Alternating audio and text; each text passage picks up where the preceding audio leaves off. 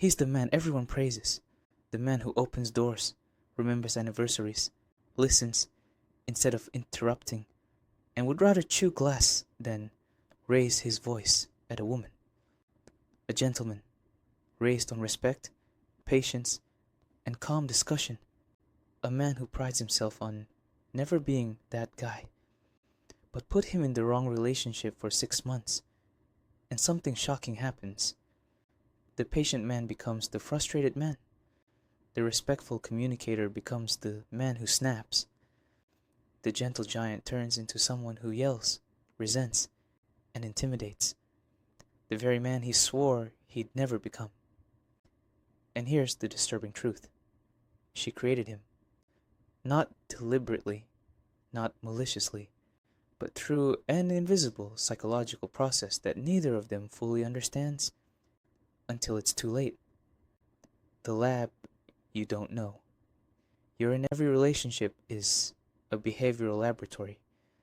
Whether we realize it or not, each partner is constantly shaping the other's behavior, reinforcing some actions, extinguishing others. In this lab, the woman becomes the unconscious scientist, the man becomes the test subject, and the experiments decide whether love deepens or dies, whether respect grows or withers, whether patience is rewarded or destroyed. It begins innocently enough. The man notices something that bothers him. Maybe she's consistently late. Maybe she flirts a little too freely. Maybe she dismisses him in public. Being respectful, he raises it gently. Hey, last night when you interrupted me, it made me feel like what I said didn't matter. Her response? Dismissal? Deflection? Counterattack? You're too sensitive. And just like that, she's taught him a lesson. Calm communication doesn't work here. He tries again. Different timing, different words, softer tone. Still nothing. Each respectful attempt bounces off her indifference. Each failed attempt teaches him the same brutal rule. Respectful dialogue, sadly no results. The escalation algorithm. Human psychology doesn't sit still. When one strategy fails, the brain searches for alternatives. This man's brain runs what I call the escalation algorithm, an unconscious search for the volume, tone, or intensity that will finally get through. He tries being more direct, ignored. He tries persistence, dismissed. He tries humor, romance, better timing. Nothing. Until one day, months or years later, he raises his voice. Not because he wants to, but because he's exhausted every other option. And suddenly, it works. She listens. She reacts. Maybe she even apologizes. And in that moment, the experiment is complete. She has conditioned him.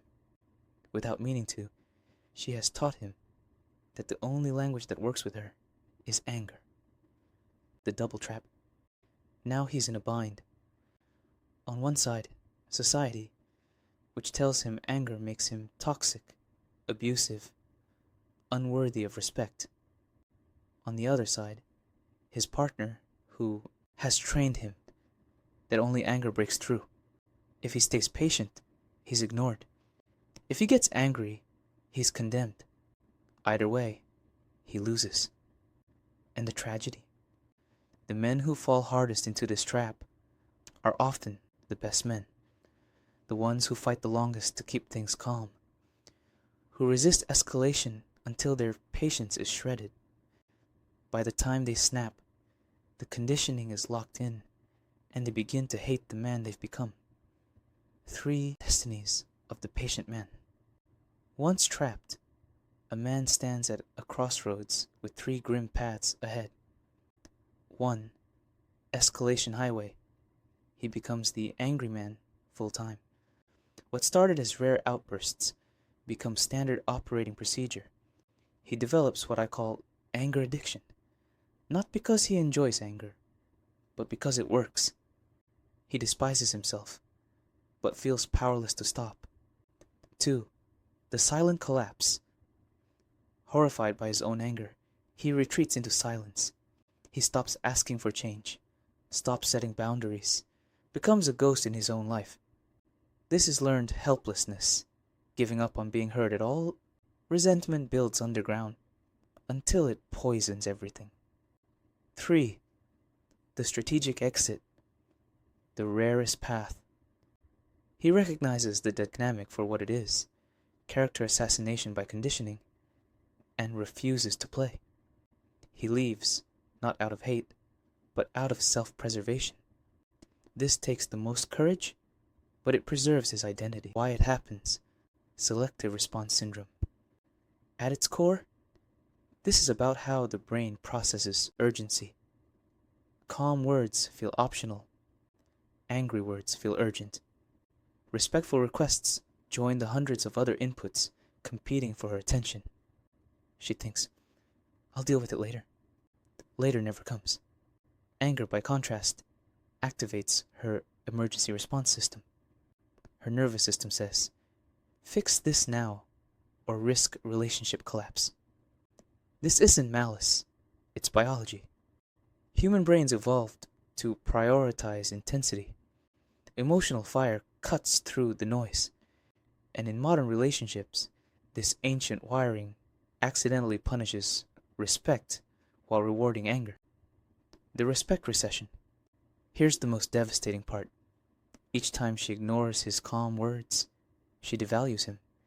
Each time he resorts to anger, he devalues himself.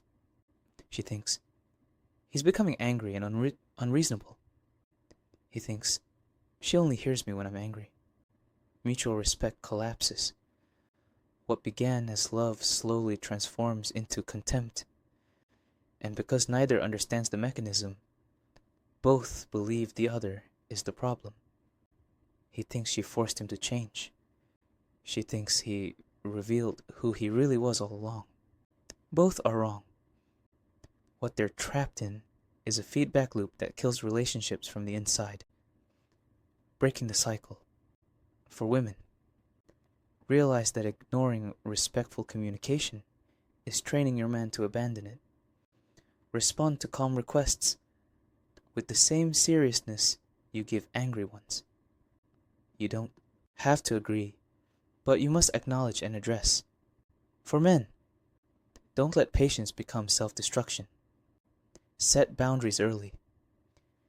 If calm, respectful communication doesn't work between us, this won't work long term. Protect your values. Don't trade self-respect for being heard. The bigger truth. This isn't about blame, it's about awareness. Most women don't realize they're conditioning men. Most men don't realize they're being conditioned.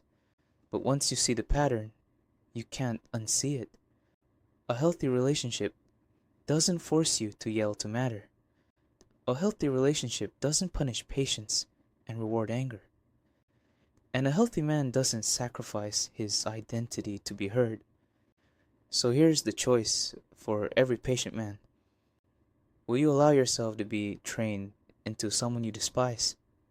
Or will you preserve the version of yourself you respect, even if that means walking away? Because in the end, the real danger isn't that you'll lose her. It's that you'll lose yourself.